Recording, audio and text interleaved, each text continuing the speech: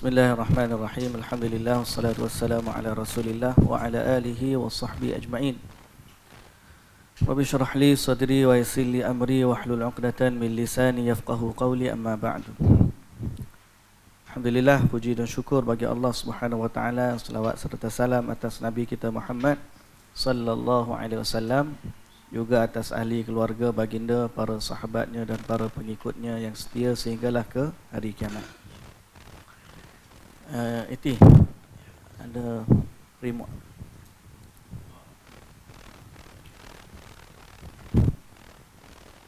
Itu orang kampung tak biasa main salji. Biasa orang belajar di Madinah, dia tak tahan panas. Ya. Okey.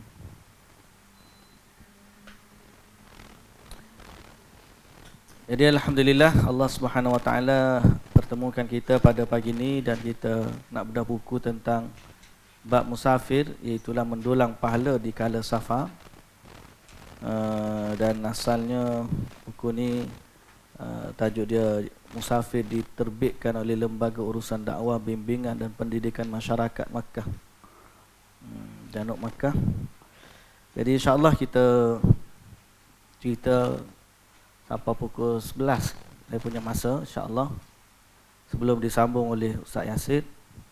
Kita pergilah setakat mana yang sempat, yang tak sempat tu tanya Ustaz Yasir lah pula lah. InsyaAllah. Nasib baik ada orang sambut baton, lepas tu saya pun lega. Baik. Tanpa melengahkan masa, sebab buku kita ni agak banyak juga hukum-hukum yang kita nak bicarakan. Dengan Bismillahirrahmanirrahim kita mula baca. Baik. Dia didahulukan dengan tentang persiapan atau sebelum anda melakukan safar.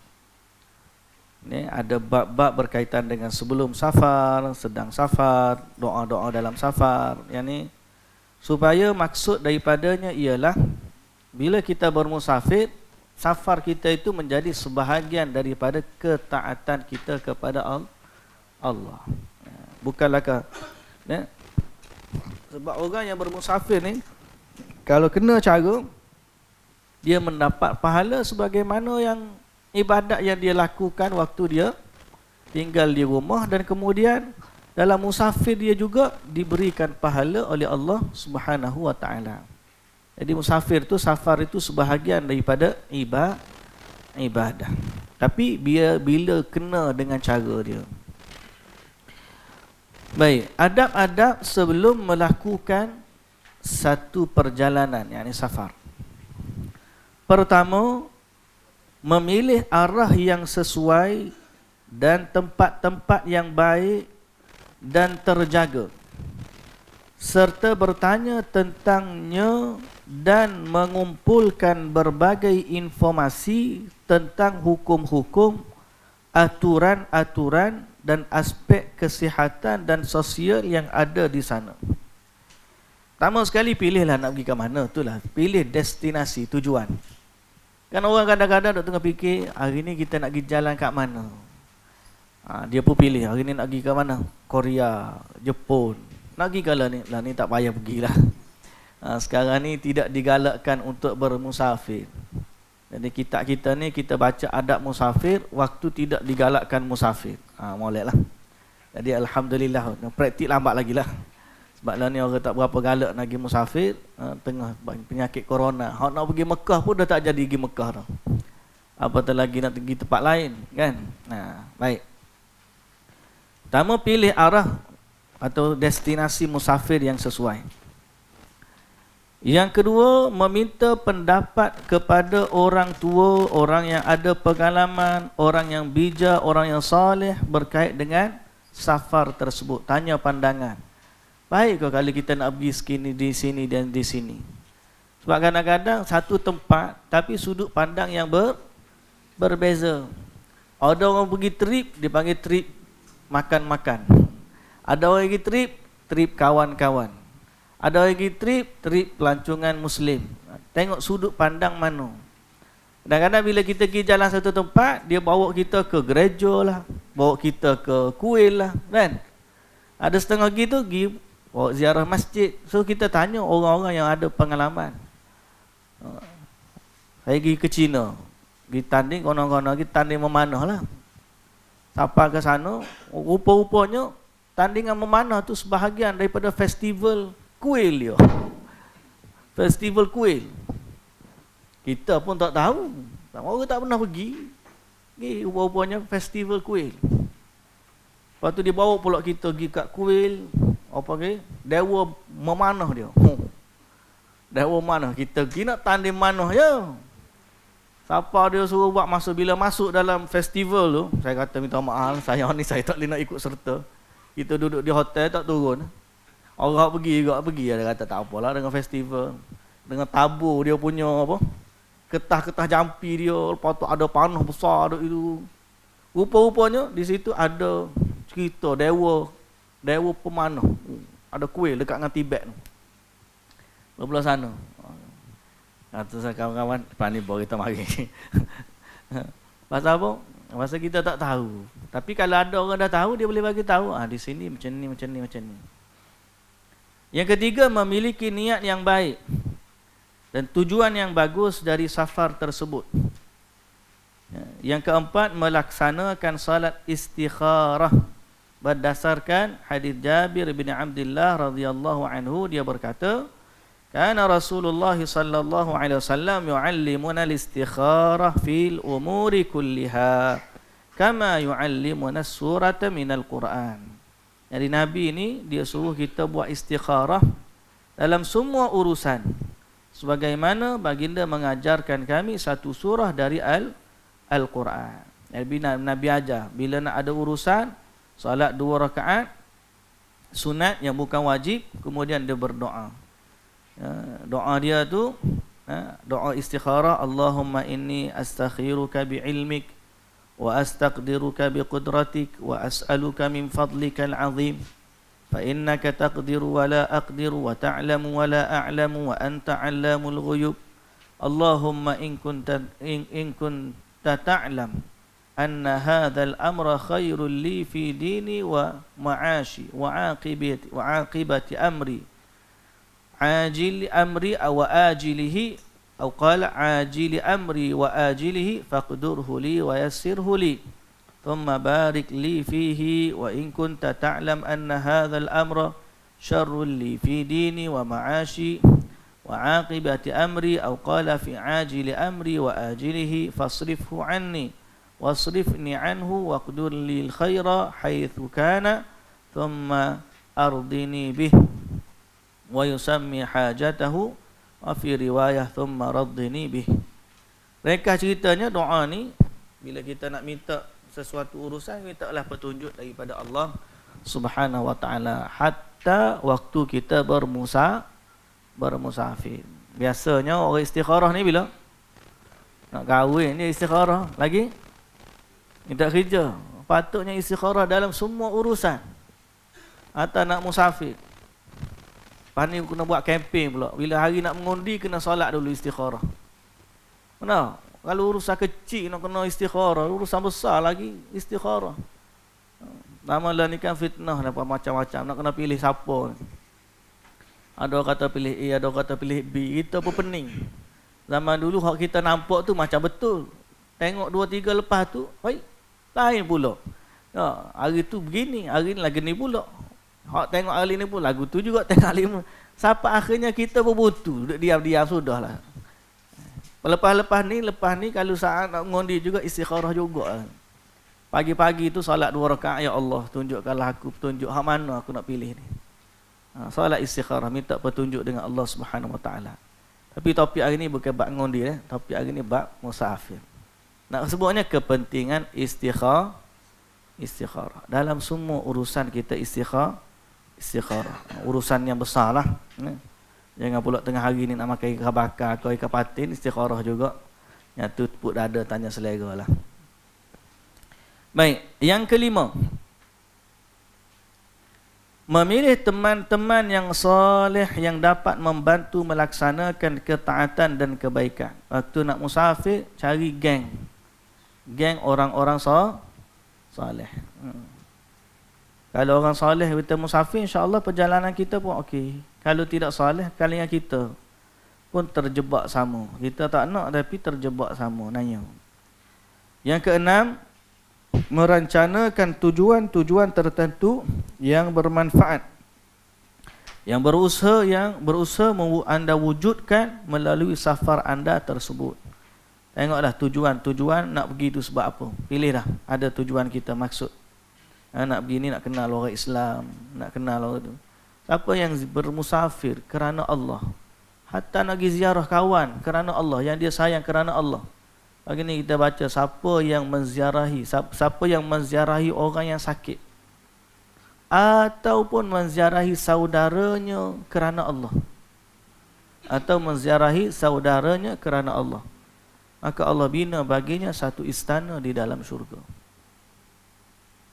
So kalau kita nak pergi berjalan tu, mungkin kita ada banyak tujuan. Yang utama tu pilih tujuan utama tu kerana Allah. Nak pergi ke UK contohnya, nak pergi jalan UK, tapi ada saudara kita di sana. Letak hal tu maksud kita nombor satu sekali. Pasal apa? Di situ adalah pahala yang paling besar. Kita tengok pula di sana ada pusat ilmu, majlis ilmu, pula ada ulama sana. Kita nak pergi ziarah Syekh Fulan bin Fulan, maka kita pergi. Hadkan tujuan-tujuan, utamakan tujuan-tujuan yang diredai oleh Allah Subhanahu wa taala. Lepas tu dah jumpa Syekh tu, dah sampai maksud kita, sambil-sambil tu nak pergi jalan tengok tempat-tempat cantik dan indah. Okey lah. Okey. Supaya apa?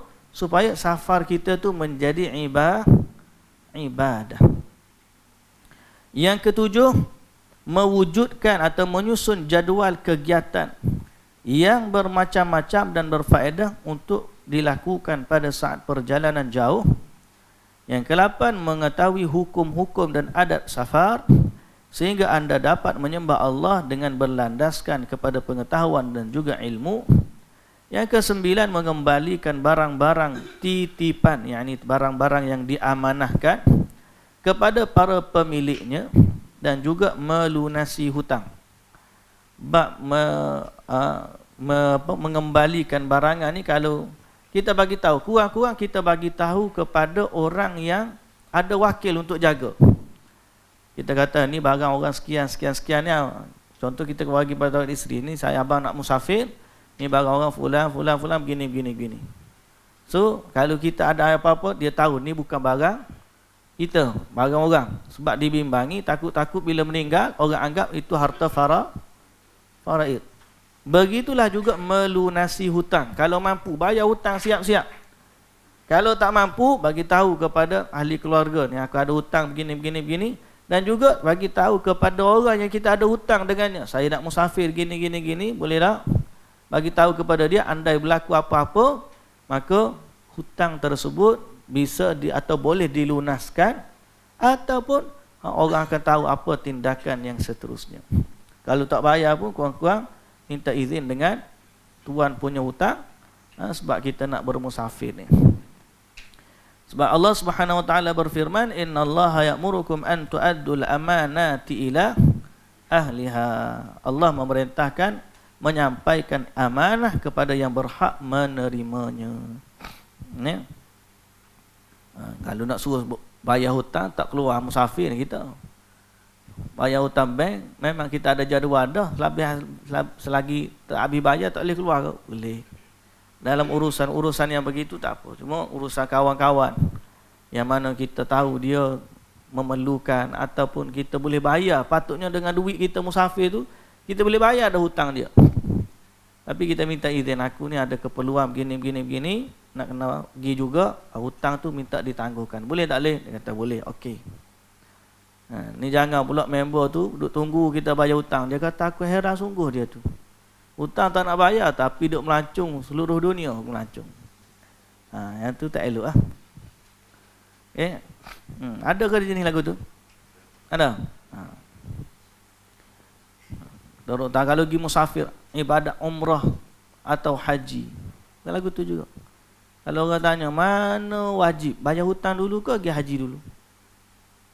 Bayar hutang dulu. Melainkan kalau kita ada hutang, tiba-tiba keluar nama, naik nama, nak tunggu nama tu datang balik. Oh, kita daftar 1,300 je.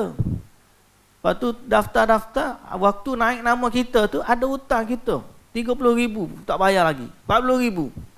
Duit ada ni 10,000 ngam-ngam. Kena bagi tahu kepada aku ni sebenarnya ada hutang kamu 30,000, tapi takdir Allah nama naik tahun ni nak pergi haji. Kalau nak tangguh ni tak tahu bila pula boleh pergi. Boleh tak aku nak minta izin, aku nak pergi. Kalau dia kata tak apalah, hutang aku tu aku bayar kemudian, pergi haji dulu. Selesai, alhamdulillah. Okey? Kalau dia kata kena bayar hutang aku dulu, sudah. Kalau sudut kewajipan, memang kena lanaskan hutang. Melanaskan hutang itu lebih utama. Sebab masa tu dia dikira tidak mampu. Hutang tu wajib selesaikan dulu. Baik, zaman kita lah ni zaman musibah hutang. Pasal apa? Zaman kita ni hutang tu dah banyak sangat, mudahkan hutang. Orang pula offer nak berhutang aku. Dia siap pergi bagi. Nak berhutang, aku ada kemudahan. Dia hantar siap kad kredit, kita tak minta pun dia hantar kat rumah kita. Siap kad kredit bagi. Dia offer. Pasal apa? Bisnes hutang ni, hutang dah jadi bisnes. Jadi, kena beringat. Yang ke-10, meninggalkan sebahagian harta kepada orang-orang yang harus anda nafkahkan. Seperti isteri dan juga anak. Waktu nak musafir, tinggal harta. Keperluan dia, nak pergi sebulan, ni duit. Belanja sembahyang sebulan, tinggal. Anak begini-gini, tinggal. Jangan dia tinggal, aku tinggalkan kamu. Tawakal ala Allah. Itu memang tinggi lah, tawakal dia. Kalau betul tak ada, tak apa. Betul tak ada, dia tak ada. Tak ada, kemudian keperluan pula nak musafir tu mendesak. Pergilah. Bismillah, tawakal ala Allah. Pergi. Tapi kalau dia tak ada duit, kemudian terpaksa tinggal anak isteri, nak pergi tujuan ke apa? Nak pergi apa? Tujuan apa? Dakwah ke biasa? Keluar untuk berdakwah sebagai contoh. Kita katakan urusan di rumah itu kewajipan yang lebih besar. Melainkan memang ada bekalan dan sebagainya yang mencukupi, tinggal kemudian pergi. Jangan tak tinggal langsung. Kemudian yang ke-11, beritahukan kepada orang yang anda cintai tentang rancangan anda untuk melakukan safar agar dia doakan kepada anda. Jadi bagi tahu kepada orang supaya orang doakan kita. Zaman lah ni mudahlah. Letak di Facebook lah. Kita duduk di airport nak pergi musafir. Orang pun tulis doa. Yang kita nak apa? Bukan nak bagi tahu saja, nak suruh orang doa. Tapi masalah orang lah ni dia like je lah. Like. Dia suka like. Dia tak tahu nak doa macam mana kepada orang musafir. Sedang seorang lelaki pernah datang kepada Nabi SAW. Dia kata kepada Nabi, uridu safaran. Sesungguhnya aku nak melakukan safar. Lalu Nabi SAW kata, usika bi taqwallah. Aku wasiatkan kamu agar bertakwa kepada Allah. Wa takbiri ala kulli syaraf. Dan bertakbir saat melalui setiap tempat tinggi. Lalu siapa tempat tinggi? Allahu Akbar. Itu sunnah. Kita nak naik daki ke, siapa nak hiking kena buat amal ni. Pagi tinggi naik, Allahu Akbar, Allahu Akbar. Baru semangat naik. Ni gak baru 2-3 langkah mula urut betih dah. Pasal apa? Kurang takbir. Kurang takbir. Manakala dia berpaling, baginda bersabda, ya Allah, lipatkanlah bumi untuknya dan mudahkanlah safar tersebut baginya. Jadi kita doa bagi tahu tu mengharapkan doa-doa mereka. Sama juga berpamitan, itu wida. Pamit ni maknanya mengucapkan selamat tinggal kepada kedua orang tua, keluarga, teman-teman dan mendoakan mereka. Jadi apabila salah seorang di antara kalian keluar dalam satu safar, hendaklah dia mengucapkan selamat tinggal kepada saudara-saudaranya, kerana sesungguhnya Allah menjadikan keberkatan dalam doa mereka.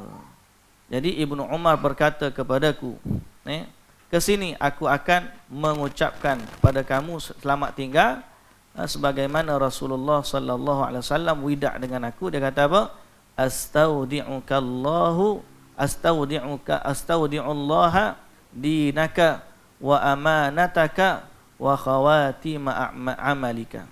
Aku titipkan kamu kepada Allah agamamu amanahmu dan akhirnya amalan.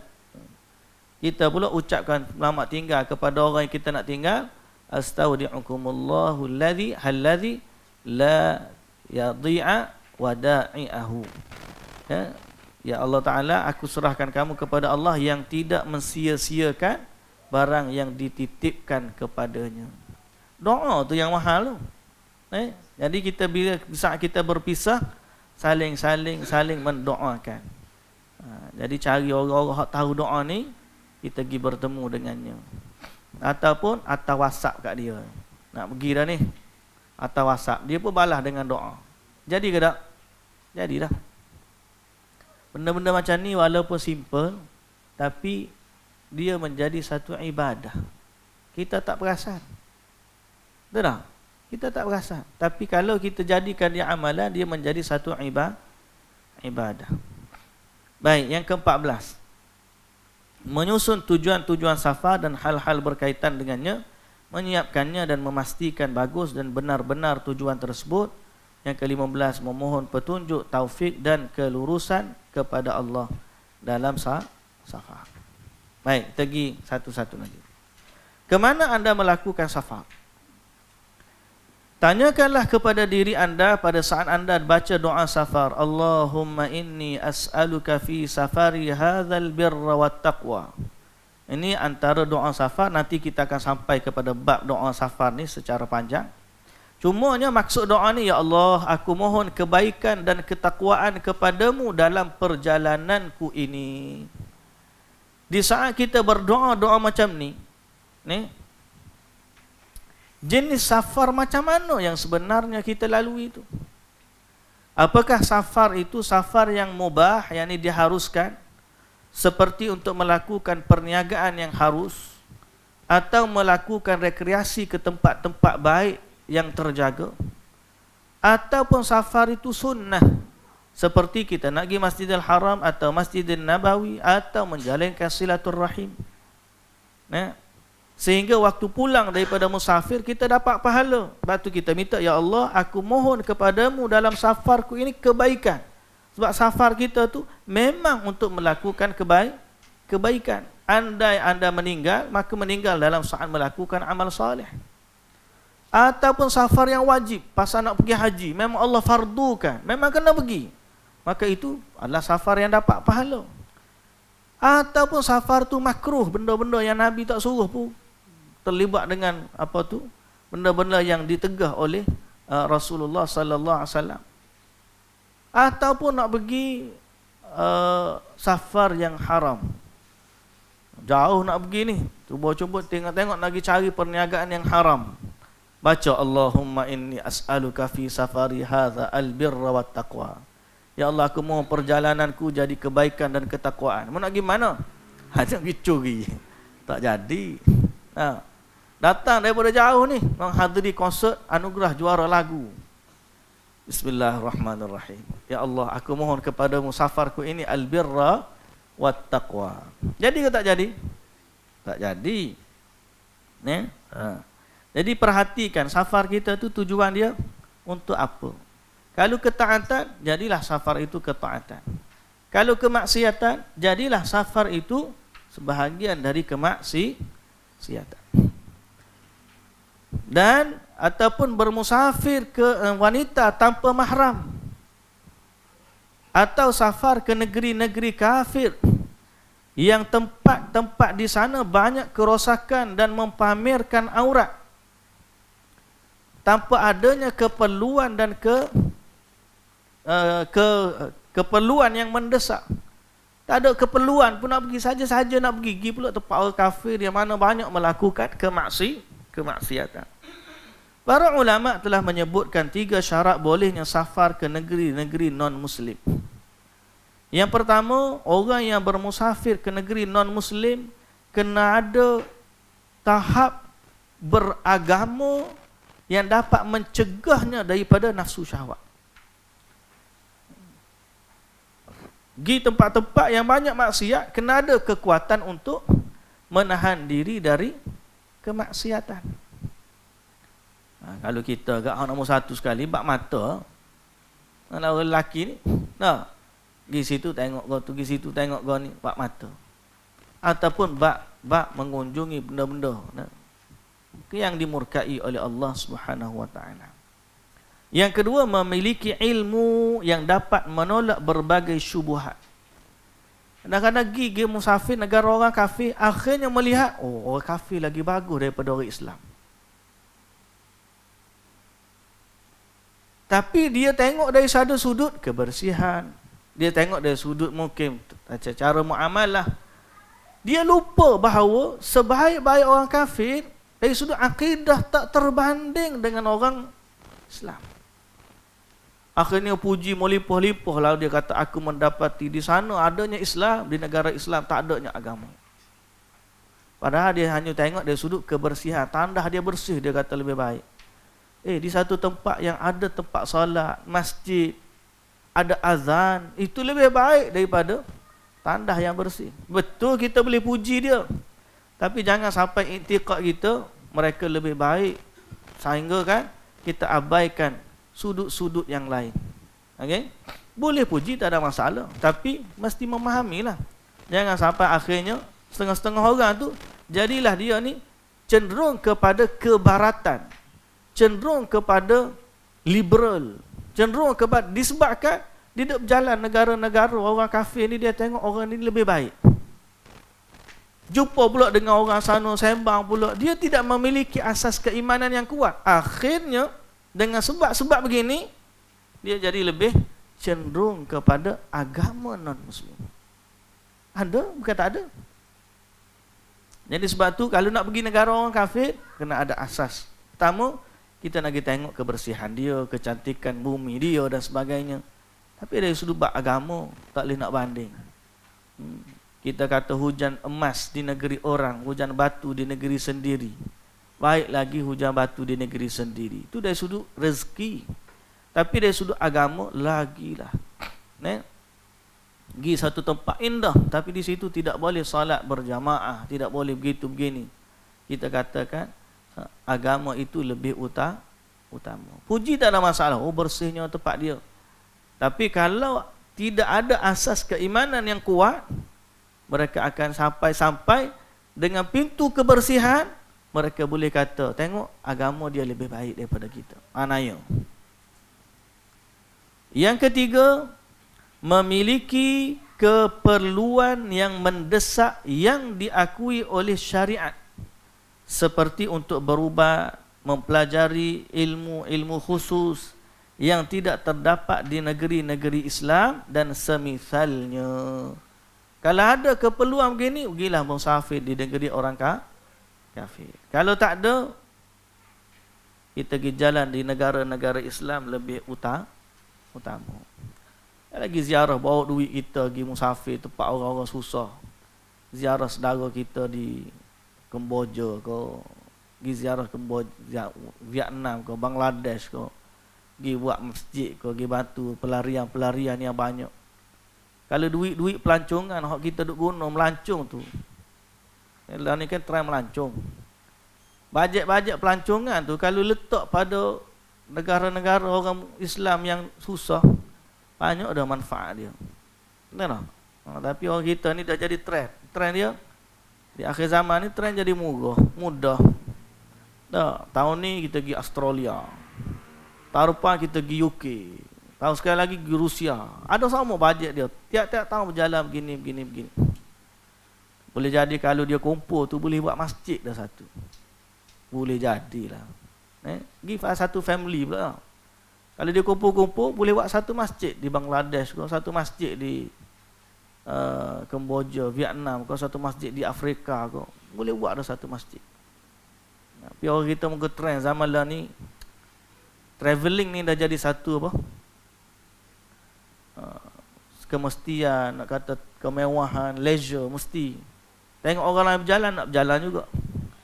Zaman dulu kita tengok ke TV, tengok gitu. Zaman lah ni dia jadi macam, tahun ni nak pergi ke Balkan ni, Balkan. Lagi nak pergi Switzerland ni. Tahun lagi nak pergi, jadi gitu pula. Baik. Jadi berapa banyak orang yang melakukan safar ke negeri yang di sana Islam masih sedikit dan kerosakan dan penyimpangan tersebar luas. Lalu dia kembali dari safarnya dalam keadaan imannya sudah lemah, rasa malunya sudah terkikis, kehormatan dirinya sudah luntur, komitmen beragamanya sudah mundur ke belakang, serta ibadah dan ketaatannya makin lemah. Maka demi Allah, alangkah buruknya safar tersebut yang menyebabkan pelakunya mendapatkan pengaruh buruk tersebut. Dan boleh jadi kematian menjemputnya saat dia berada di negeri-negeri tersebut.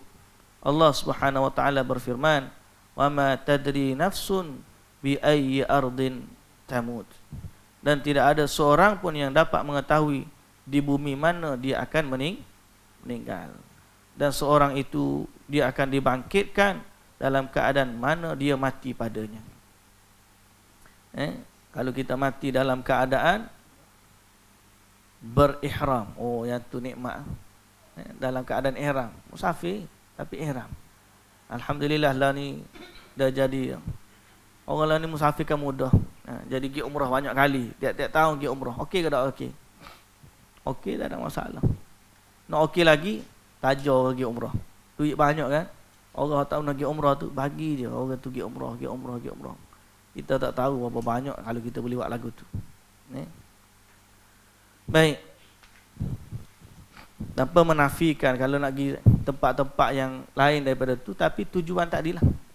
Kalau tujuan tu kerana Allah, ada saudara di sana, ada sebab-sebab nak pergi ziarah. Sebab tu saya katakan tadi, pilih jadikan dia sebab utama. Negeri orang kafir, kawan-kawan, kalau kita pergi kata aku nak pergi ziarah orang-orang Islam di sana, memberikan semangat kepada mereka. Sampai sana cari masjid, jumpa dengan orang-orang di sana. Dan dia pula bila jumpa orang Islam daripada luar, ziarah tempat dia kaum minoriti, dia rasa seronok, memberikan kegembiraan kepada mereka kerana Allah. Yang tu sebab-sebab yang Allah Ta'ala benarkanlah. Jadi bukan tak boleh nak pergi, tapi masa saya katakan tadi, cari tujuan, pilih tujuan yang menjadikan safar kita tu ibadah. Kita pergi Switzerland, cari masjid. Mana masjid Switzerland? Siapa kita tengok, oh ada jumpa orang Islam. Kita jumpa orang Islam di Switzerland, dia minoriti. Bila dia jumpa orang Islam juga, dia seronok atau seronok? Oh, dia kata orang Islam pun dia pun rasa kita bincang beragama macam mana. Alhamdulillah, saat tu musafir kita jadi ibadah. Tapi kalau pergi sekadar nak pergi jalan Switzerland, kita tengok tempat tu, tempat ni comel gini-gini, akhirnya balik ambil gambar. Kadang-kadang pergi sapa sana semayang, budak semayang, wah tu memang. Oh panggil cloud lah tu jadi. Baik. Hal-hal yang diperlukan kepada saat musafir tu lebih kurang pada teknikal lah. Bawa Quran, bawa sejadah, cari arah kiblat, lah ni bawa telefon dah ada belakang dah tu. Okey. Bawa alat tulis, bawa siwak, bawa kad ATM pun dia tebuk sini. Itu teknikal lah. Terpulang lah nak pergi mana-mana. Lah ni banyak dah. Siap kata tuliskan tanda pada peralatan yang sudah disiapkan. Itu tak kena bincang lah. Okey. Fa antum adra bi safarikum. Kita semua ni tahu nak bawa gapo tu terpulang masing-masing. Yang penting kalau kita tahu cara nak semayang, carilah download siap-siap mana peta kiblat. Zaman dulu tak ada telefon ni, kena carilah arah kiblat. Zaman ni bawa telefon, cari je dah tu. Baik. Doa safar. Kita pergi kepada doa safar. Bila nak bermusafir, Ibnu Umar radhiyallahu anhuma mengajari mereka bahawa apabila Rasulullah sallallahu alaihi wasallam duduk tegak di atas unta baginda untuk berangkat safar, baginda pun bertakbir 3 kali. Allahu akbar, Allahu akbar, Allahu akbar. Lalu baginda baca doa. Apa doanya? Subhanalladzi sakhkhara lana hadza wa ma kunna lahu muqrinin wa inna ila rabbina lamunqalibun. Allahumma inna nas'aluka fi safarina hadza albirra wattaqwa wa minal amali ma tarda. Allahumma hawwin alaina safarana hadza wa tu'anna bu'dah. Allahumma anta as-sahibu fis safar wal khalifatu fil ahl. Allahumma inni a'udzu bika min wa'tha'is safar wa ka'abatil manzar wa su'il munqalabi fil mali wal ahl. Kita panjangnya ustaz, kita baca pendek sekali. Panjang tu perhatikan makna dia. Bukan nak panjang pada sebutannya. Kita nak tahu apa yang Nabi suruh kita minta waktu kita nak bermusafir. Perhatikan makna dia. Ya Allah. Ni takbir 3 kali. Allahu Akbar, Allah Maha Besar, Allah Maha Besar, Allah Maha Besar. Kemudian doa apa? Subhanalladzi sakhkhara lana hadza. Maha suci Engkau ya Allah, Maha suci Allah yang telah menundukkan ini untuk kami. Padahal sebelumnya kami tidak dapat menundukkannya. Maknanya apa? Hak kita nak berjalan dengannya tu, tunggangan kita, kenderaan kita tu, yang berkuasa ke atasnya siapa? Allah. Kita nak kata Allah tundukkan. Maknanya apa? Dengan izin Allah, kita bawa kenderaan ini. Jadi semuanya tak kisahlah. Bila kita faham ni, kita akan rasa perlindungan Allah satu pada kenderaan kita. Naik kapal terbang, semoga Allah jaga kapal terbang kita. Naik kereta, semoga Allah jaga kereta kita. Naik apa? Unta, semoga Allah jaga unta kita. Maknanya kita minta kepada Allah pertama, Allah mempermudahkan bagi kita tunggangan ataupun kenderaan kita. Itu satu. Jangan sekadar baca ni, orang boleh baca, tapi apa sebenarnya yang kita minta dengan Allah ya? Pertama, ada subhanalladzi sakhkhara lana hadza wa ma kunna lahu muqrinin. Maha suci Allah yang menundukkan ini untuk kami. Yang sebelumnya kami tidak menundukkannya. Wa inna ila rabbina lamunqalibun, dan kami benar-benar akan kembali kepada Tuhan kami. Itu nombor 1. Kemudian minta yang kedua, Allahumma inna nas'aluka fi safarina hadza albirra wat taqwa. Ya Allah, kami mohon kepadamu dalam musafir ini kebaikan dan ketakwaan. Itu nombor 2. Selepas keselamatan daripada musafir, daripada kenderaan, yang kedua minta musafir kita ni dapat kebaikan dan ketakwaan. Yang ketiga, wa minal amali ma tarda, dan dari amalan yang engkau redai. Yang ketiga, Allahumma hawwin alaina safarana hadza. Ya Allah, permudahkan bagi kami safar kami ini. Watwi anna bu'dah, jauhkanlah dan lipatkanlah jauhnya. Lipatlah jauhnya. Maknanya kalau yang jauh biarlah kami rasa dekat. Hak jauh-jauh tu jadi lipatkanlah. Maknanya pendekkanlah perjalanan kami biar cepat sampai. Biar cepat sampai. Kemudian Allahumma, ya Allah, antas sahibu fis safar. Engkaulah teman dalam perjalanan, wal khalifatu fil ahl, dan pengganti dalam keluarga. Pengganti dalam keluarga. Makna kita bermusafir, biar Allah lah yang menemani kita dari sudut perlindungannya. Dan bila kita tinggal, Allah lah yang melindungi keluarga kita bila kita tinggalkan keluarga. Itu maksud dia, antas sahibu fis safar wal khalifatu fil ahl. Yang ketiga, yang seterusnya, Allahumma inna na'udzubika min wa'tha'is safar. Aku berlindung kepadamu dari kelelahan safar. Wa ka'abatil manzar, pandangan yang tidak menyenangkan. Wa su'il munqalabi, dan pengakhiran yang buruk.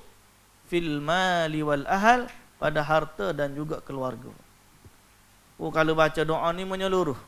Kita nak pergi tu, hak kita nak pergi pun kita minta dengan Allah. Hak dalam perjalanan kita pun kita minta dengan Allah. Hak kita tinggal pun kita minta keselamatan dan perlindungan dari Allah. Nampak tak orang musafir ni kalau betul-betul tu dia bergantung memang hanya kepada Allah. Cuma berapa ramai orang yang dalam hati dia rasa gitu waktu musafir. Satu baca doa lebih kurang je.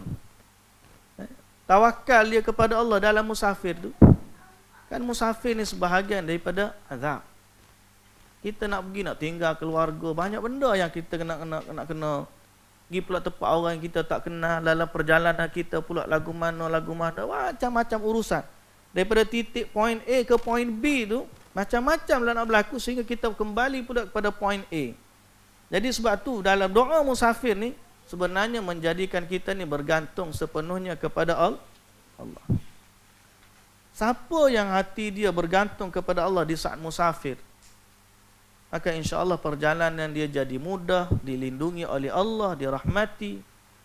Kemudian dia akhir sekali balik pulang pula dengan selamat, insya-Allah. Akan-akan dia beli insurans lah dengan Allah Taala. Lah ni orang kalau nak musafir, orang tanya ada insurans tak? Kalau tak ada insurans, beli insurans. Pasal apa? Berlaku apa-apa, nanti mudah nak ada cover. Tapi dia lupa insurankan dirinya dengan Allah. Allah nak lindungi kita macam mana? Dia doa ni lah. Allahumma inna nas'aluka fi safarina hadha albirra wat taqwa. Ada juga Allahumma inna na'udzubika min wa'tha'is safar. Mana nak kita jatuh sakit di tempat orang ada cover insurans dengan tak jatuh sakit. Balik dengan selamat. Balik dengan selamat tu lah yang lebih utama. Tak? Baik. Jadi doa musafir. Apabila kembali, dia baca doa di atas juga, namun ditambahkan dengan akhirnya aibuna taibuna abidun li rabbina hamidun, sebagaimana diriwayatkan oleh Imam Muslim. Ingatlah ke doa ni? Pendeknya tapi jarang nak baca. Aibuna taibuna abidun li rabbina hamidun. Kami kembali, kami bertaubat, kami beribadah dan memuji Tuhan kami. Ini kata mendulang pahala ni. Mendulang pahala di kala safar. Banyak dah kita musafir, tapi kalau tak baca, rugi saja-saja perjalanan kita. Macam masuk rumah jugalah kita kata, nak keluar rumah baca doa, nak masuk rumah baca doa, tapi doa pendek tu berapa banyak kita duk keluar masuk. Sunnah tu terbiar dengan begitu saja. Kita tak ambil. Okey. Baik, kita pergi yang seterusnya. 10:30. Setengah jam lagi. Pertama, bangga dengan agama. Adab-adab pada saat musafir. Bangga dengan agama menunjukkan syiarnya dan melaksanakannya sebagaimana diperintahkan Allah Azza wa Jalla. Berhati-hati agar tidak meremehkan perbuatan haram dan segala sesuatu yang dapat membuat Tuhan bumi dan langit itu murka. Pertama, jaga agama. Musafir ni jaga agama. Jangan sampai pergi musafir tak mengaku dia orang Islam. Ada ke orang musafir tak mengaku Islam? Ada. Dia musafir, dia malu nak mengaku Islam. Malah kalau dia musafir tak nak tunjuk dia tanda Islam. Kalau boleh pergi pakar cara orang negeri tu. Tak tunjuk pun dia ni Islam. Padahal patutnya kita bangga dengan agama kita. Syiar kita jaga. Nak semayang kita cari tempat semayang. Kita malu-malu nak semayang, cari tempat orang tak nampak. Yang kedua, sentiasa berusaha menjaga rasa malu dan kehormatan diri dan memperingatkan isteri dan anak-anak wanita agar tidak bersolek. Kita ni nak pergi musafir, nak solat lalu. Nak musafir kena tengok comel dan sebagainya. Padahal ada ke tak sebab musafir tu nak mempertontonkan kecantikan? Tak ada kan? Kalau musafir nak suruh mempertonton dengan suruh. Apa nak pergi safir? Supaya orang tahu bahawa wanita Melayu pun cantik juga. Dia ada misi dia. Misi dia menyerlahkan kecantikan wanita Melayu. Ada? Tak ada kan? Ataupun mempertontonkan ketampanan jejaka Melayu. Ada? Nak pergi Korea, orang nak minat Korea kita. Aku nak pergi Korea ni mempertontonkan kejantanan lelaki Melayu. Ada lagu tu? Tak payahlah. Yang ketiga, menghindari menginap di jalanan. Jangan tidur di tepi jalan. Alhamdulillah zaman dah ni mudah dah. Hotel bajet pun ada dah. Nabi SAW sebut, idza arrastum bil laili fajtanibut tariq fa innaha ma'wal hawami bil lail. Apabila kalian beristirahat pada waktu malam, maka jauhilah jalanan, kerana sesungguhnya ia adalah tempat haiwan-haiwan di malam hari. Diriwayatkan oleh Imam Muslim. Jangan tidur di tepi jalan. Carilah tempat-tempat tidur yang baik. Paling-paling cari masjid. Tidur di masjid okey. Jangan tidur tepi jalan. Yang keempat, menjaga zikir-zikir yang diajarkan oleh Nabi sallallahu alaihi wasallam, seperti zikir safar, zikir pagi petang, zikir singgah dalam setiap keadaan yang disyariatkan.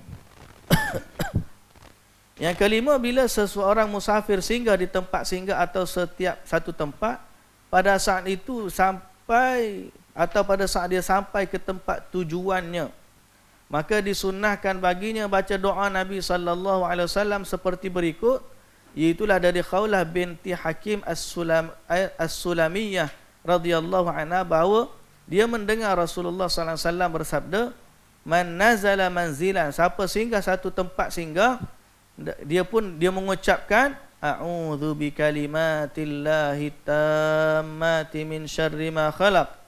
Fadilat dia tidak akan tidak ada sesuatu pun yang membahayakannya sehingga dia pergi dari tempat singgahan tersebut. Bila kita nak baca ni? Sampai tempat. Sampai tempat tu lagu mana istilah kita lah ni? Airport. Touchdown airport. Sampai tempat mana? Bila sampai biasanya lah, kita dah dapat tempat nak singgah tu, masuk hotel lah. Dapat nak buka bilik, pintu bilik hotel tu, nak masuk singgah di situ, nak tempat tidur. A'udzu bikalimatillahi tammati min syarri ma khalaq. Baca doa tu. Sebab kita pun tak tahu kat hotel tu gapo ada belum tu kita tidur. Belum kita tidur tu gapo dia tidur, tahu dalam tu. Sama ada manusia buat maksiat pun tak tahu dalam bilik hotel. Ataupun memang hotel tu tak ada orang duduk, jin orang duduk situ. Kita pun tak tahu. Tahu? Kita sampai satu tempat nak singgah tu, kita minta terus dengan Allah. A'udzu bikalimatillahi tammati min syarri ma khalaq. Baca. Baca juga bismillah. Kita dah satu tempat juga bismillahillazi la yadurru ma'asmihi syai'un fil ardi wala fis sama' wa huwas sami'ul alim.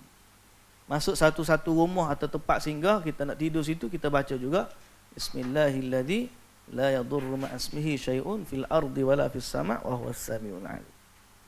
Kalau contoh kita masuk hutan, baca ni. Pergi musafir, tempat-tempat kita yang sapa, masuk kota yang kita tak tahu, a'udzu bikalimatillahi tammati min syarri ma khalaq. Masuk hotel, kita baca lagi.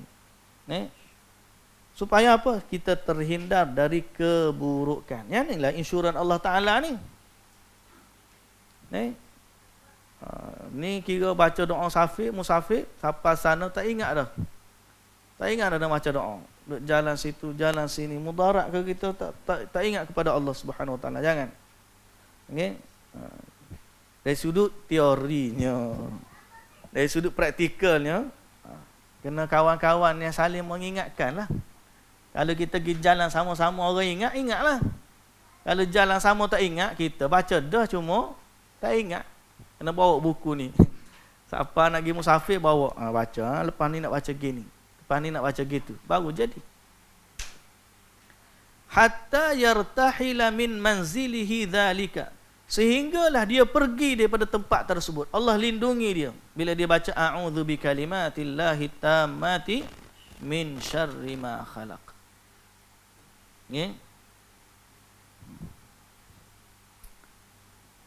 Berdoa saat safar. Adab yang seterusnya.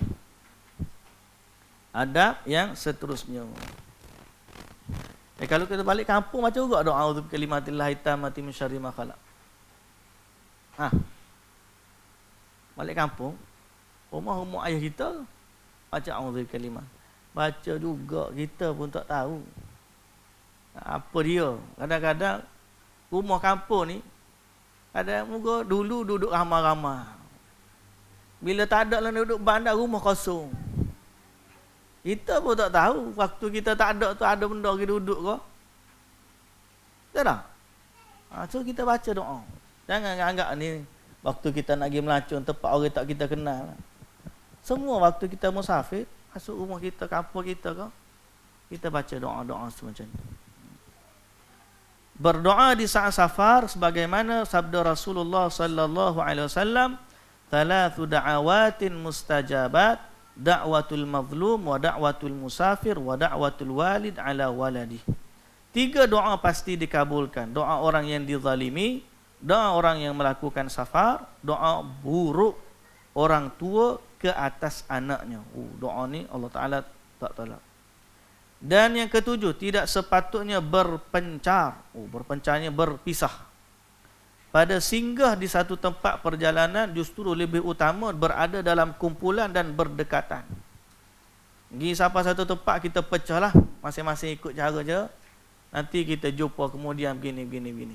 Sebaiknya jangan berpecah. Gerak sama-sama dalam kumpulan kita. Kerana apa?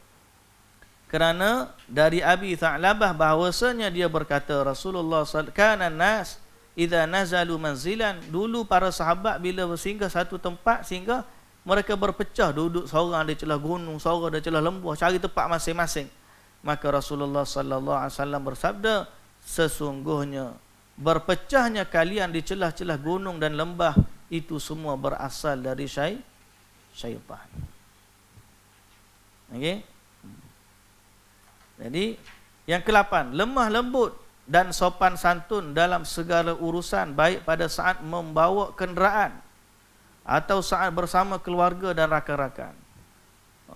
Dia kata sini bawa kereta pun kena lemah lembut. Dengar tu, jangan tekan banyak sangat. Sebaik balik kampung naik kereta. Kalau naik motor lagi kuat dia.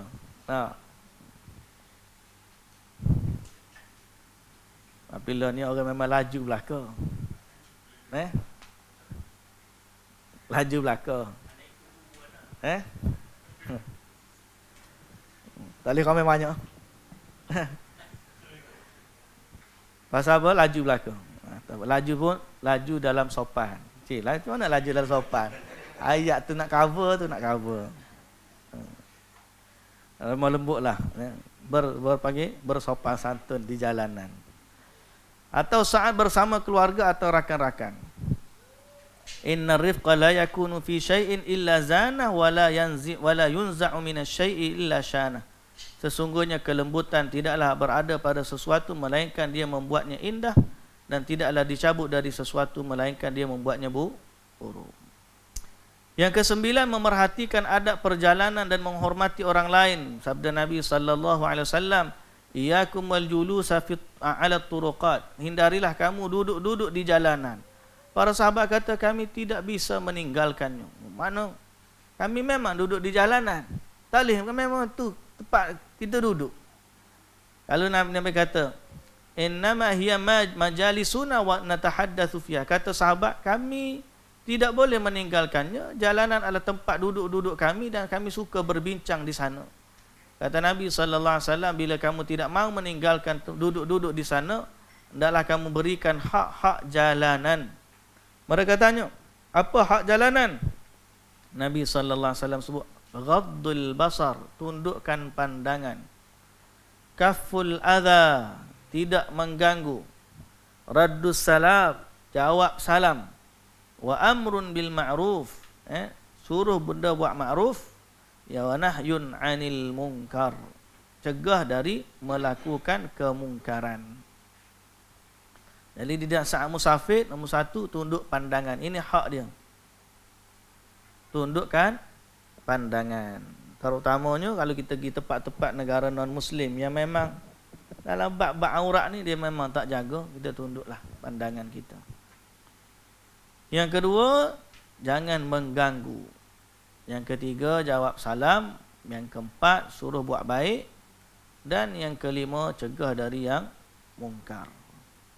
Yang ke-10, menjaga kebersihan tempat-tempat rekreasi. Jaga kebersihan lah. Ya. Yang ke-11, syukur kepada Allah atas nikmat yang lahir maupun batin. Dan dia menjadikan kita sebagai seorang Muslim. Di jalan tempat-tempat tengok orang non-Muslim, alhamdulillah, aku ni orang Islam. Okay. Yang ke-12, memerhatikan hak rakan-rakan seperjalanan dan berinteraksi dengan mereka dengan baik serta berbuat baik kepada mereka pada setiap perkataan perbuatan, menanggung kesulitan mereka, menampakkan hal-hal yang baik kepada mereka, kerana safar dapat mengungkap akhlak orang yang melakukan safar. Kalau nak kenal orang tu betul-betul, bermusafirlah dengan dia. Waktu musafir tu kita kenal lah dia tu sebenarnya macam mana. Waktu musafir ni boleh menyerlahkan akhlak dan kepribadian seseorang. Jalan dengan dia. Jadi waktu musafir kena jaga akhlak. Baik, hukum hakam pula. Alhamdulillah, cepat ni habis ni. Hukum hakam, sebahagian hukum hakam safar. Pertama, hukum mengusap kedua khuf dan stokin serta tayamum.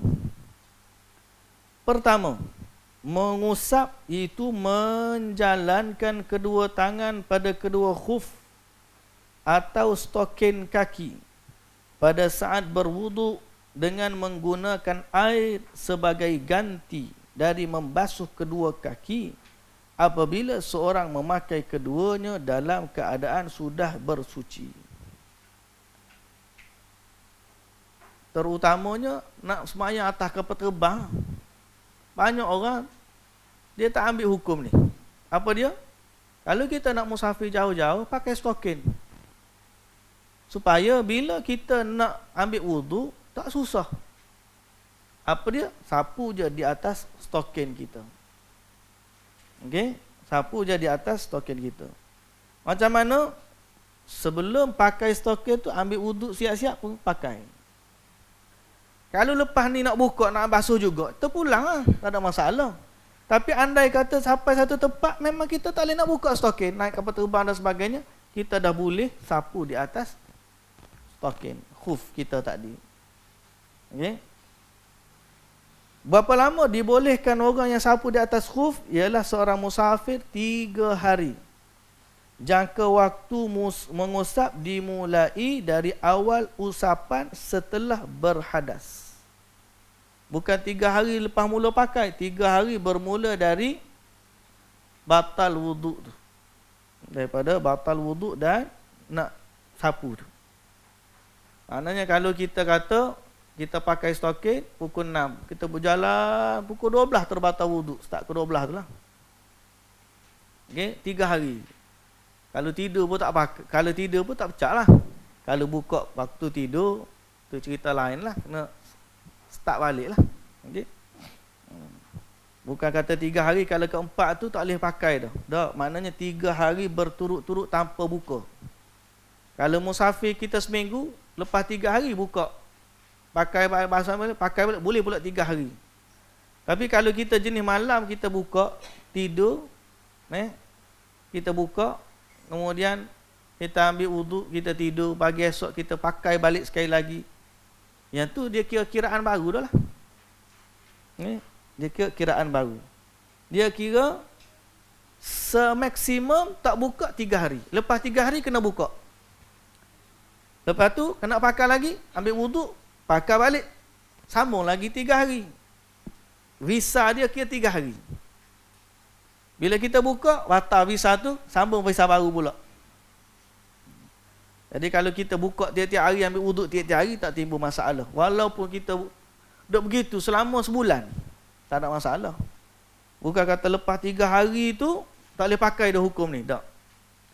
Maksud 3 hari tak boleh pakai apabila kita maksimum tak buka. Boleh? Faham lah dah kan? Boleh mengusap kedua stokin meskipun pada keduanya ada yang robek dan keduanya tipis. Sebagai pandangan Syekh Ibn Uthaymin. Ada masalah dalam bab hukum stokin nipis ni. Ada yang kata stokin ni kena tebal, tak nampak kulit. Ada yang kata stokin ni kena tebal, kira-kira waktu usap tu tak tersentuh, air tu tak kena ke kulit. Jadi ada yang kata stokin koyak macam mana hukum dia? Jawapan dia, stokin koyak boleh. Zaman Nabi SAW dulu sahabat jalan khuf dia, ni dia jalan atas tu, dia koyak-koyak sampai khuf dia. Boleh, tak ada masalah. Tebal nipis pula, pandangan Ibn Uthaymin dalam masalah ni, dia kata asal kepada masalah sapu di atas khuf ni adalah masyaqqah. Apa yang masyaqqah? Bukan masalah tebal nipis, masyaqqah nak buka, nak pakai. Tu masalah dia. Nipis tebal tu tak kira. Yang kira ialah kesukaran dia untuk buka dan juga pakai balik. Jadi dalam asas masyaqqah tersebut sama. Hak tebal ke hak nipis dikira hukumnya sama. Sebab tu Ibn Uthaymin dalam fatwanya dia kata boleh untuk sapu di atas khuf atau stokin walaupun stokin tu nipis. Cumanya kalau kita rasa nak selamat lagi daripada khilaf, pakailah stokin tebal sikit sehingga betul-betul dia mengambil hukum khuf. Okey. Stokin pejabat tu kira nipis ke tebal? Kira ni tebal dah tu. Tak nampak dah kulit kita stokin pejabat tu. Okey. Ada juga stokin pejabat orang nipis. Kan? Kalau stokin sukan, bang. Kalau stokin pejabat, sederhana. Stokin orang perempuan, stokin orang perempuan nipis sangat kan. Jadi nipis. Kalau orang perempuan tu, carilah stokin sukan ke pakai tebal sikit, sehingga dia keluar daripada khilaf. Okey? Baik. Tata cara mengusapkan saya ingat ada satu musim haji, dia pergi lepas daripada hari Arafah, dia tawaf ifadah. Tengah-tengah tawaf batal wudu. Tengah-tengah tawaf batal wudu. Kemudian dia pun ambil air sembahyang, orang perempuan tu sapu khuf dia tu, dia pun sapu di atas khuf dia tu. Bukan sapu stokin, dia pakai stokin, dia sapu di atas stokin. Lepas pada tu dia balik, dia kira selesai tawaf, dia bersama dengan suami dia. Sudah bersama tu, orang mari ayat stokin dia nipis ni, tak susah tadi ambil semayang. Sudah. Dia pun mari tanya, Dr. Wasit tanya, mana ustaz? Kalau setakat ambil air semayang tu kita kata batal, boleh kira. Ni melibatkan tawaf ifadah. Kalau setakat tawaf ifadah tu tak sah, boleh kira lagi. Awak dia tawaf semula. Tapi dia ada bersama dengan suami dia. Yang mana kalau bersama dengan suami, setelah belum daripada tawaf ifadah, sebelum daripada melontar Jamrah Aqabah, sebelum tahallul awal. Kalau bersama dengan suami sebelum tahallul awal, batal haji. Batal haji tu. Kalau bersama dengan suami selepas tahallul awal, makna dia tawaf, dia cukur. Dia tak melontar lagi. Atau dia melontar, dia cukur, dia tak tawaf lagi. Dia panggil tahallul awal. Tak tahallul penuh. Tahallul awal ni dibenarkan pakai baju, pakai minyak wangi, potong rambut, potong kuku. Benar belaka. Kecuali bersama suami isteri sahaja. Perkara melibatkan nikah kahwin tak boleh lagi sehinggalah dia tahallul penuh. Maknanya melontar 10 hari bulan tu melontar Jamrah Aqabah, kemudian dia cukur, kemudian dia tawaf ifadah, kemudian sa'i kalau orang ifrad, barulah selesai semua boleh bersama isteri. Kalau dia tawaf, kalau dia tahallul awal dia bersama, maka hukumnya kena sembelih huta. Kalau sebelum tahallul awal, batal haji dia. Dahsyat. Dan sudah dia kata, ustaz, lagu mana hukum tawaf dia tadi? Asal silanya pada sifat khuf dia. Dia tak yakin. Kita pun masa tu rujuk kepada perkataan pandangan Syekh Utsaimin ni, alhamdulillah Syekh Utsaimin dia berpandangan walaupun nipih tapi asal masyaqqah dia tu ada, dia dikira boleh nipih. Tapi tidaklah terlalu nipih lah. Jangan sampai terlalu nipih stokin tu. Kita tengok macam dia pun pakai stokin yang macam stokin hok jabat tadilah. Stokin jabat tu dia pakai, sebab kita dah pesan dah. Akhirnya bila dah rujuk apa semua sekali, alhamdulillah, mana wuduk dia masa tu sah, dan kemudian tawaf dia pun sah, bersama dengan suami pun tak apa, masalah pun selesai berlaku. Kalau tidak, saya kota kita jamu gitu. Jadi sebab tu dalam bab-bab hukum ni kena tanya orang-orang yang tahu. Kena tanya orang-orang tahu. Sebab ada rentetan kalau pergi musafir tu, bab hukum wuduk je asal dia. Tapi boleh implikasi dia tak sahnya tawaf boleh sampai kepada tak bolehnya bersama suami isteri, hatta mungkin tak tahallul lagi. Cuba bayang kalau tiba-tiba dia balik Malaysia dalam keadaan tak sah tawaf dia. Oh, lagi dahsyat. Sebab tu dalam bab-bab hukum musafir ni jangan ambil mudahlah. Okey. Dibolehkan bagi seorang tata cara mengusap stokin adalah mengusapkan tangan pada jemari-jemari kakinya sampai permulaan betisnya. Bukul ali itulah kepala tu. Jadi ni kaki kita. Contoh ni kaki lah. Ni kaki kiri. Mana ambil tangan tu, letak di hujung kaki, tarik atas sampai ke pangkal kaki kita tu. Sekali tu dah selesai. Tangan kanan sapu tangan kaki kanan, tangan kiri sapu kaki kiri. Selesai. Sapu di atas stokin kita tu. Kalau kita pakai boot besar, boot kita tu memang ikat sampai ke betih. Maka sapu atas boot pun dah okey dah. Sapu atas boot, semayang dengan boot tu. Tapi kalau kita nak buka boot tu, buka boot, sapu atas stokin, semayang dengan stokin tersebut. Okey, semayang dengan stokin tersebut. Baik. Dibolehkan bagi orang musafir untuk tayamum apabila dia tidak mendapatkan air atau susah mendapatkannya, atau jika persediaan air sedikit dan khawatir akan kehausan apabila air itu digunakan bersuci. Jadi boleh untuk musafir ambil kaedah tayamum. Syekh Ibn Utsaimin rahimahullah berkata, menurut saya tata cara tayamum yang sesuai dengan zahir sunnah adalah anda menepuk kedua tangan ke tanah sebanyak 1 kali tanpa merenggangkan jari jemari, lalu usap wajah dengan kedua telapak tangan, kemudian usap kedua tapak tangan sebahagiannya dengan sebahagian yang lain, dan tata cara seperti itulah tayamum dilakukan. Cerita bab tayamum ni maknanya kalau mengikut sunnahnya wajah dan juga kedua tapak tangan. Kalau zahir hadis sampai kedua tapak tangan saja cukup dengan ni. Semua perbahasan mazhab. Kalau Syafi'i dia kata oleh kerana dia ni ganti wuduk sampai kena ambil ke siku kemudian. Tapi kalau ikut zahir hadis, dua tapak tangan sudah memadai. Okey, sudah memadai. Baik, hukum-hukum salat. Oh, pukul 11 dah kita ni. Muka surat 21. Mukarrar kita hafal muka surat 60. Bagus sungguh. Hukum-hukum salat. Apabila seorang musafir hendak mendirikan salat, dia kena tahu arah kiblat. Tanya kepada orang.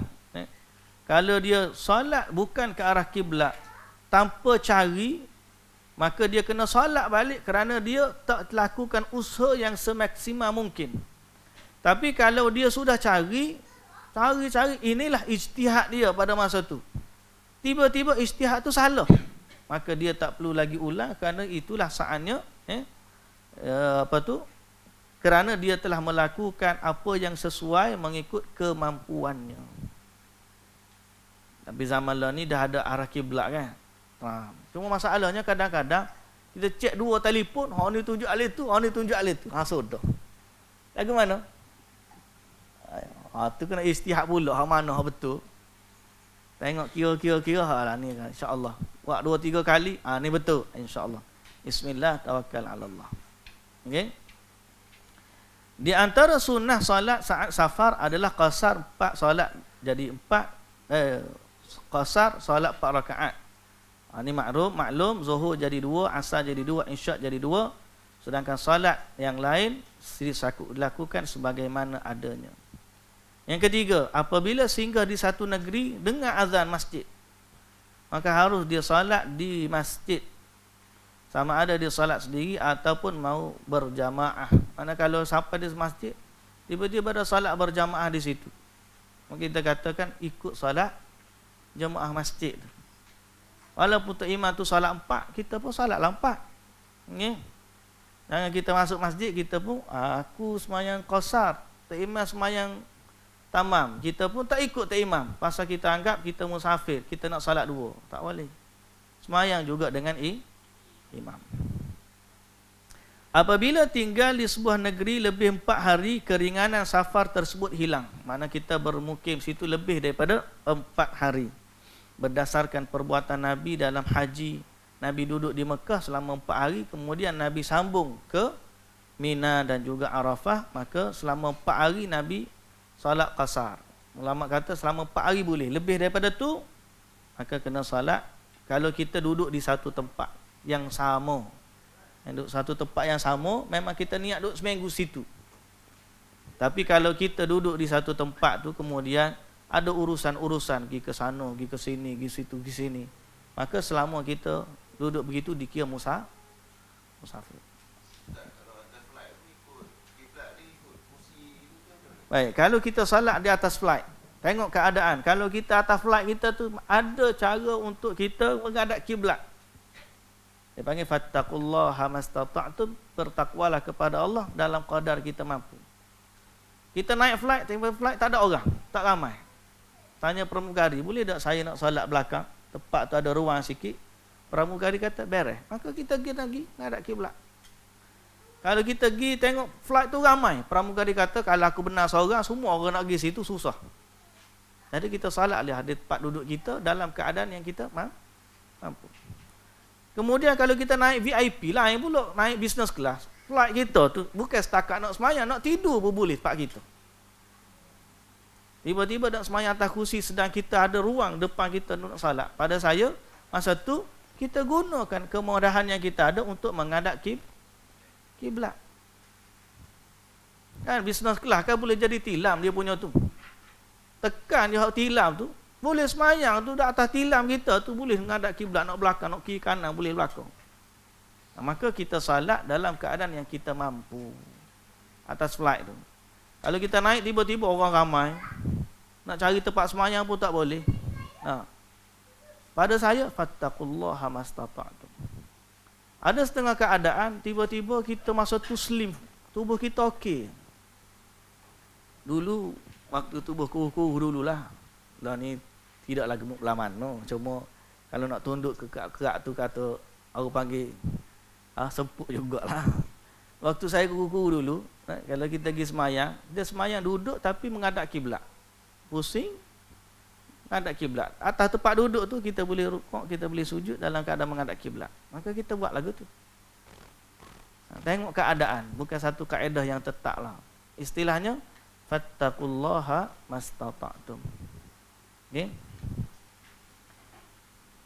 Kemudian, apabila seorang musafir mendapatkan waktu salat sedang dia masih dalam negerinya sendiri dan dia hendak melakukan safar, namun dia belum melepasi bangunan-bangunan negerinya, maka dia tidak boleh menggunakan hukum-hukum safar seperti mengqasar dan menjamak kerana mengambil keringanan pada hukum-hukum safar dimulai sejak dia melepasi bangunan-bangunan negerinya. Maknanya lepas daripada kampung dia, negeri dia. Kalau kita negeri-negeri kita ni mana? Nak keluar daripada negeri. Tengoklah, lah ni masalah dia. Kita ni sudah bersambung. Apa maksud sambung? Kalau kita dalam KL dengan Selangor ni dua negeri tapi dah jatuh jadi satu. Betul tak? Jadi tengok kawasan-kawasan mana yang bangunan dia masih lagi kira kampung kita, negeri kita. Jangan lagi solat sehinggalah kita lepas tinggal kampung kita, negeri kita tu, barulah kita boleh.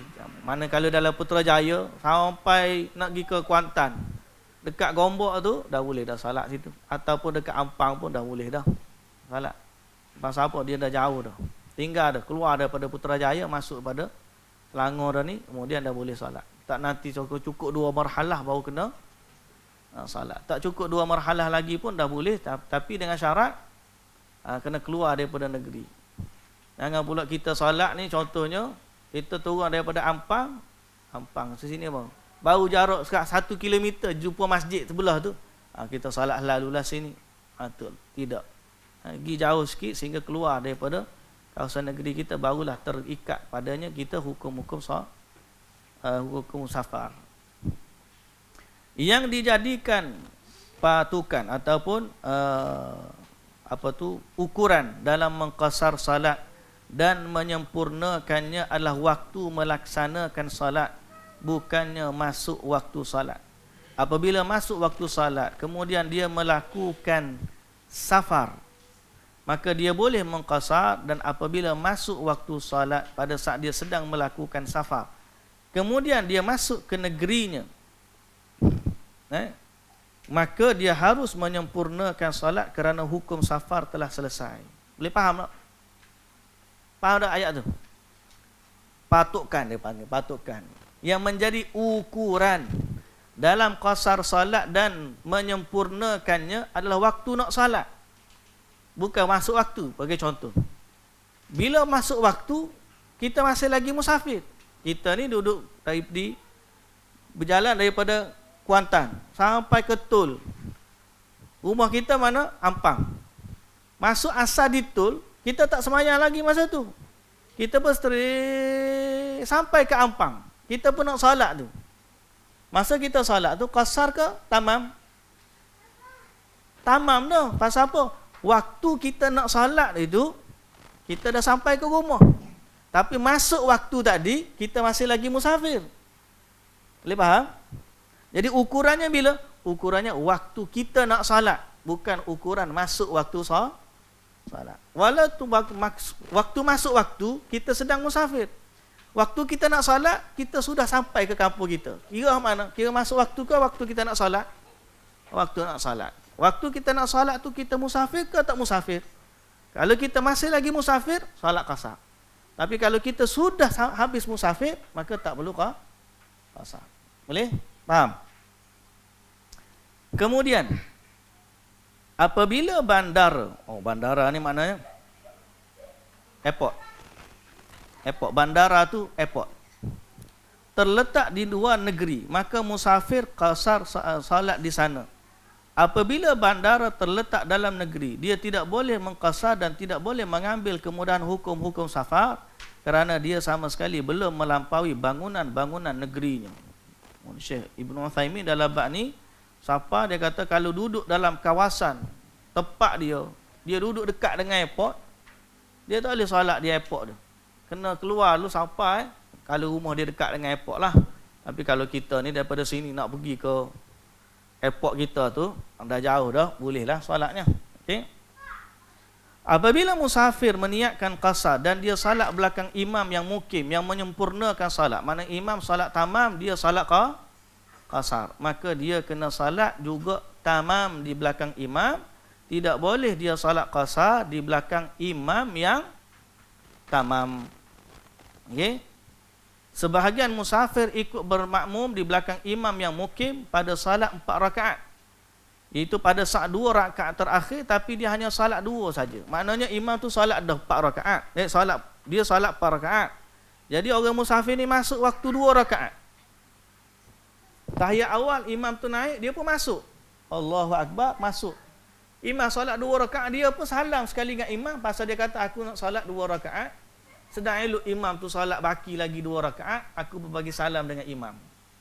Apa hukum dia? Salatnya batal, dia kena salat sekali lagi. Pasal apa? Bila kita ikut imam yang 4 rakaat, kita kena salat 4 rakaat juga, walaupun kita hanya sempat 1 rakaat dengan imam. Ni kita kata aku nak salat 2 je qasar. Kita pun sembahyang dengan imam tempat 1 rakaat. Nak tambah 1 rakaat lagi ke nak tambah 3 rakaat? kena tambah 3. Pasal apa? Dalilnya Nabi SAW kata, innama ju'ilal imam liyutamma bihi. Imam ni mesti diikuti. Kalau jadi solat imam tu solat tamam, kita kena solat tamam walaupun kita hanya sempat 1 rakaat dengan imam. Boleh faham? Hukum-hukum jamak dan qasar. Hukum jamak qasar, ada jamak takdim, ada jamak takhir. Nah, yang paling mudah, paling sesuai, pilihlah jamak takhir pun boleh, jamak takdim pun boleh. Sedang salat subuh tidak dapat dijamakkan. Apabila musafir melakukan jamak takhir, kemudian dia masuk ke negerinya, namun waktu salat yang kedua belum tiba, maka pada saat itu dia tidak boleh menjamak salat yang kedua dengan salat yang pertama, tetapi dia melakukan salat yang pertama dan kedua pada waktunya masing-masing. Kemudian dia masuk pada waktu ke negerinya, namun waktu salat yang kedua belum tiba. Maka pada saat itu dia tidak boleh menjamak salat yang kedua dengan salat yang pertama, tetapi dia melakukan salat yang pertama dan kedua pada waktunya masing-masing kerana safar telah selesai. Dia sampai waktu zuhur, dia dah jamak dengan asar. Sampai rumah asar tak masuk pun lagi. Okay? Dia dah jamak, dah siap-siap. Kemudian sampai ke rumah, asar tu tak masuk pun lagi. Bila azan asar, dia duduk rumah, dia relax. Dia kata, aku semayang dah asar tadi. Okay? Kata Syekh bin Baz dan Syekh Uthaymin, dia kena salat. Kalau masa tu dia mana seolah-olah dia nak lari, dia tahu dah sampai rumah kejap lagi, depan tu rumah ni nak semayang, nak asar zuhur baru masuk ni. Dia kata, aku ni kalau aku jamuk, makna asar kara tak perlu semayang dah. Dia pun siap-siap masuk azan zuhur tu, Allah Akbar, dia pun solat zuhur, jamuk dengan asar, kemudian masuk qasar, ambil bang, duduk rehat sampai asar, azan pula asar. Dia kata, aku semayang dah asar tadi. Apa hukum dia? Aja buat lagu tu.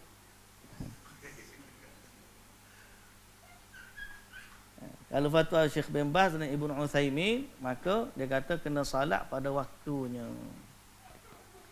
Yang ketiga, disunnahkan melakukan jamak qasar bagi musafir yang berjalan.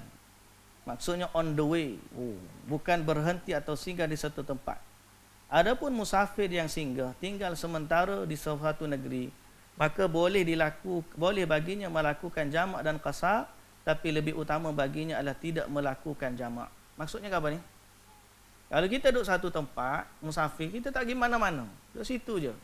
Tontang-tontang duduk situ je. Kita musafir, tapi masyakkah kita tak banyak. Maka digalakkan kita ambil hukum qasar saja tanpa jamak. Maksudnya, masuk zuhur, semayang 2 rakaat. Duduk situ, masuk asar pula, semayang 2 rakaat. Seperti mana orang duduk di Mina. Orang di Mina kan? Duduk siap saja-saja di Mina. Duduk mabit 3 hari di Mina. Kerja buat ada apa, duduk dalam kemah tu je. Semayang qasar.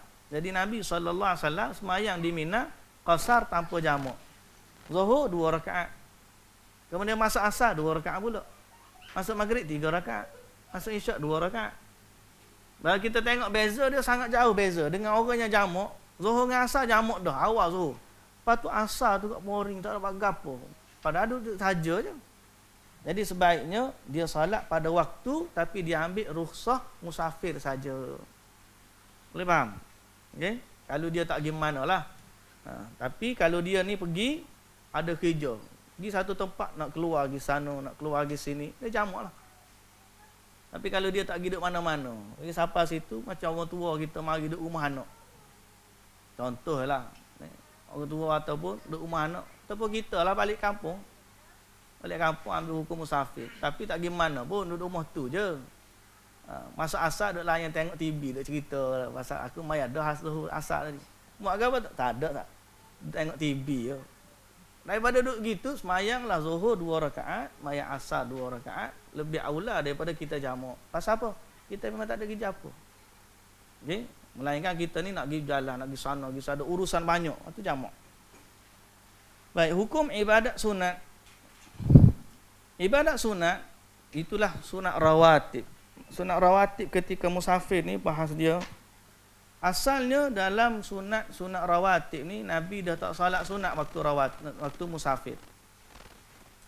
Ni kata Ibnu Umar radhiyallahu anhu dalam masalah ni, lau kuntu mutimman. Kalaulah aku nak semayang lau kuntu mustannan. Kalau aku nak salat sunat, dia kata. Orang kata salat sunat tak qabliyah zuhur sebelum salat jamak. Dia warak nak salat qasar. Sebelum qasar tu semayang dulu qabliyah zuhur 2 rakaat. Lepas tu semayang zuhur 2 rakaat qasar, kemudian semayang asar 2 rakaat. Soalan, nak semayang 2 qabliyah? Sebelum zuhur tu semayang dulu qabliyah. Kata Ibnu Umar, tak salah Ibnu Umar kata, lau kuntu mustanna. Kalau aku nak semayang sunat 2 rakaat, baik aku semayang fardu 4 rakaat. Maknanya apa? Nabi SAW waktu qasar, jamak dan qasar musafir, baginda tak salat sunat.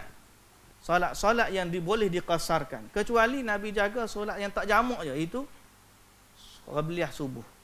Qabliyah subuh Nabi semayang. Qabliyah zuhur ke, ba'diyah zuhur ke, ba'diyah maghrib ke, ba'diyah isyak ke, Nabi dah tinggalkan. Pasal itu dah dikira rukhsah. Melainkan dalam bab ni satu perkara juga. Waktu kita pergi umrah atau haji, ada setengah orang dia tak banyakkan solat waktu umrah dan haji. Atas alasan semayang sunat waktu musafir tak ada. Lepas ada ni. Kan kita tak ada qabliyah dan ba'diyah waktu musafir, ada ke tak ada? Tak ada kan? Dia pun pergi ke Mekah. Dia pergi Mekah, dia hanya semayang zuhur, asar, tak ada solat sunat. Pasal apa? Hujah dia tak ada solat qabliyah dan ba'diyah selepas dalam solat musafir.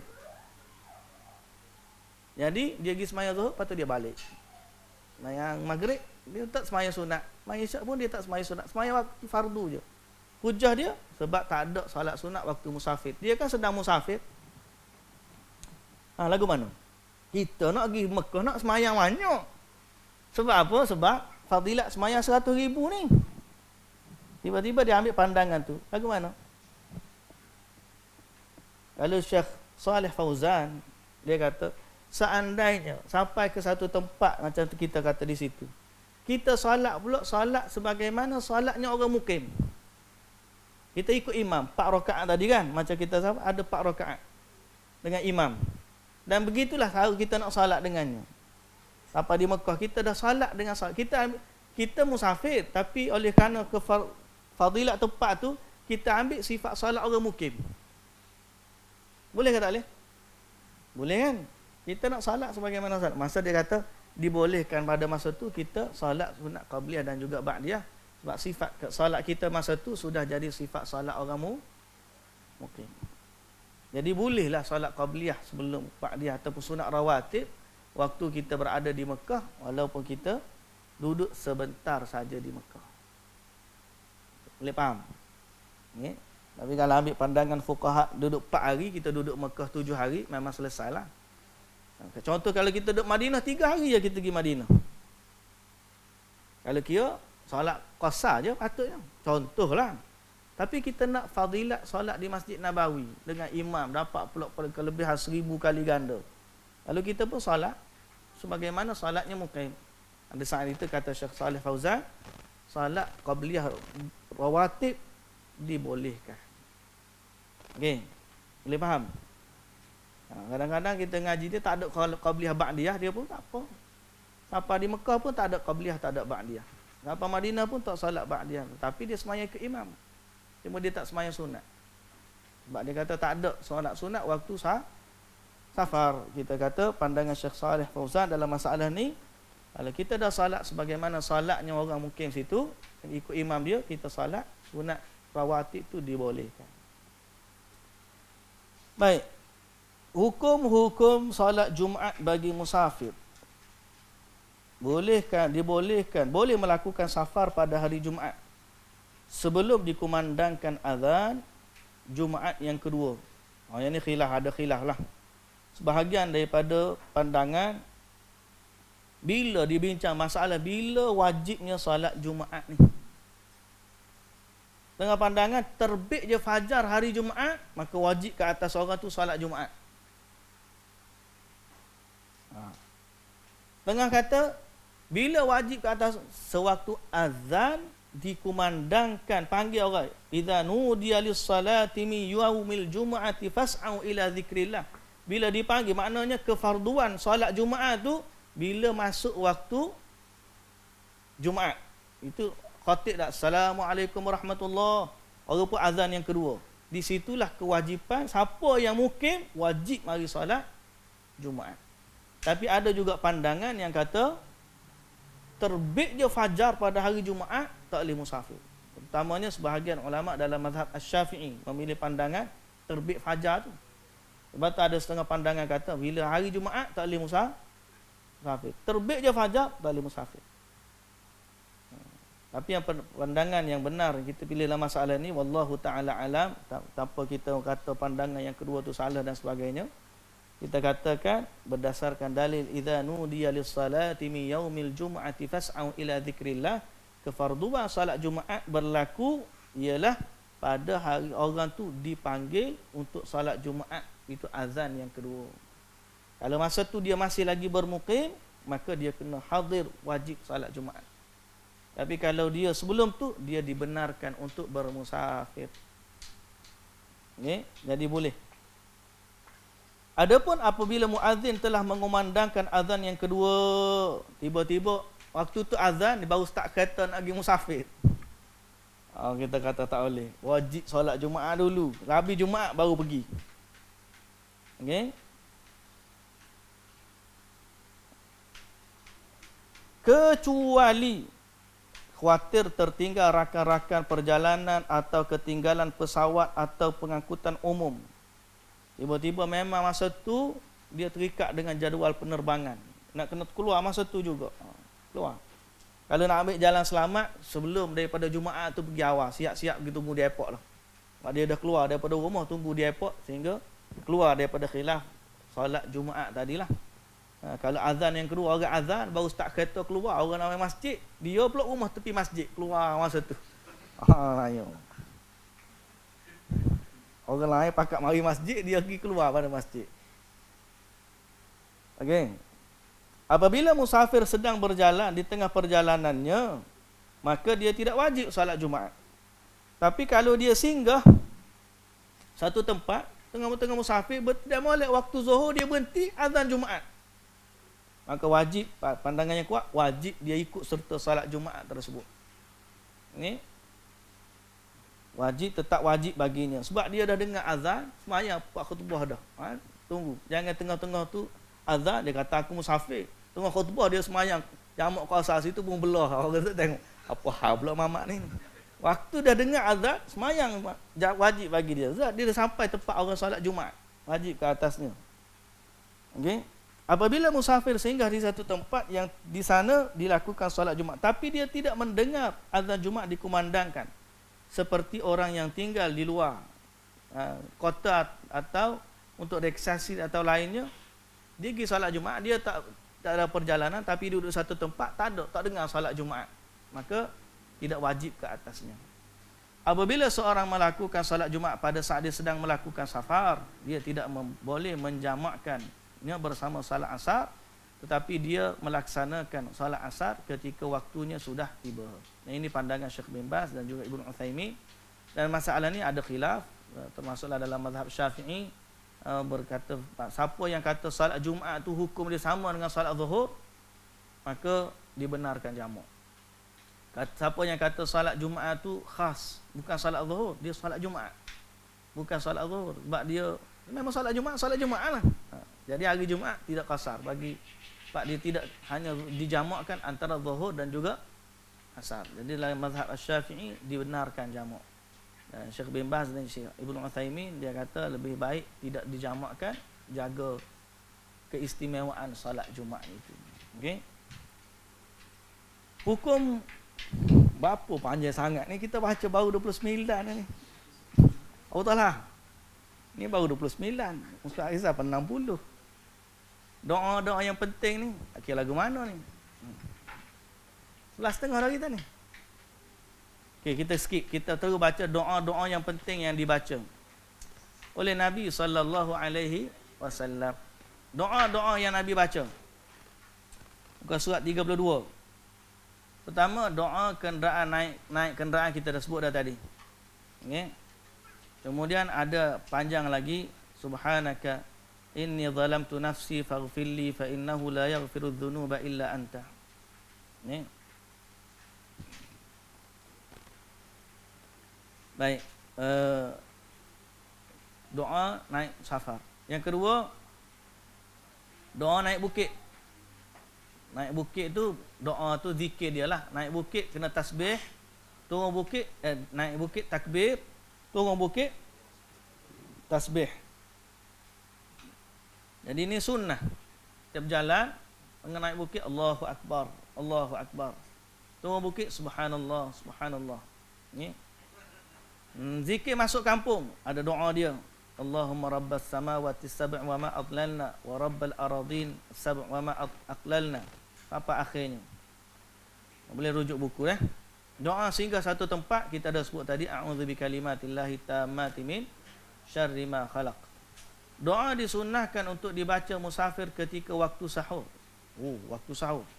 Waktu sahur ni waktu sebelum subuh, bukan masuk bukan kerana nak makan sahur dah, waktu sebelum subuh. Masa tu dia baca doa. Sahur di sini maknanya waktu sebelum subuh. Ya.